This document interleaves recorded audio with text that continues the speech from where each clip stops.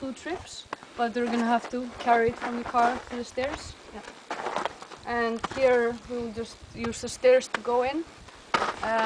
But the canyon just looks like this, so basically you can go in and out everywhere. It's but they just put this stair here a couple of years ago because this is like the most famous dive site in Iceland, just to make it more comfortable. But this is like the only dive site in the country where they put some man-made thing on the dive site.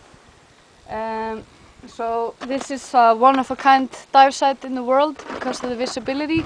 The visibility here is 50 to 100 meters. It's supposed to be one of the clearest water in the world. This is freshwater glacier water. There's some glaciers up in the Highlands out there. It runs through the lava fields. It takes it like 20 years to run through lava fields, which makes it completely clean, the water. And it's like fresh water, so if you're like thirsty or something, you can just drink it. And the dive profile here is not very good. This is, it looks like above ground, like the lava fields and the canyons and stuff. And that means it's variable the whole way. At some points it's only 2 meters wide, at another point it's 10 meters wide. And the same with the depth. The caves go down to like 40 meters. Yeah. From the surface we see down to like 30, but it's all the time variable depth, so it's not a good profile, but it's okay. But like here, for example, it starts at like 10 meters and down to 20, and then there's some tunnels. We will just have to see how we do in our dry suits, and I'll ask you if it's not cave diving or penetration. We can see the exit the whole time. Yeah. But maybe on the second dive, I'm asking you if like you're okay to go under the tunnel. But then we will have to go over this shallow point. It's only half a meter deep. We'll have to kind of crawl over that, and then again it's steep, and then the canyon gets wider. And it's just this canyon going out that way. There's no way of getting lost or anything. But of course I go first and I always check back on you guys. And at the end of the canyon, like 200 meters away, you can make a right turn, which takes you out to the lake. We don't want to go there, so we're gonna make a left turn into this lagoon.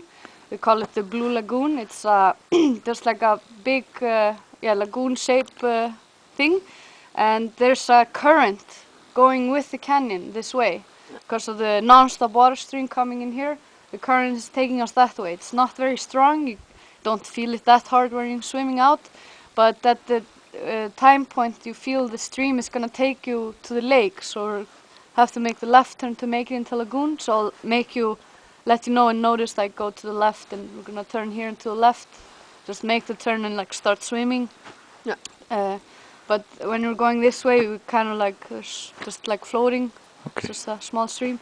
So the lagoon is further out here in the lava fields. So it's like half the distance back to the car. And when we're at the lagoon, we'll have to check our air and see. You can choose if you want to walk back from there or swim back. And then we're probably low on air, so it's a good idea to just snorkel back. But there is this stream, like current against us. Okay. It's not that strong, but it's still always hard to swim against the current. And also with the dry suit, we'll have to wear more weight because the dry suit is very buoyant. Yeah. For example, I use 12 kilos, and so I guess you use the same like me, and you would probably use 15 kilos, something like that. We'll do a buoyancy check here by the stairs and keep extra weights here. So the gear is all like more heavy. It's harder to move around in a dry suit. You have hood and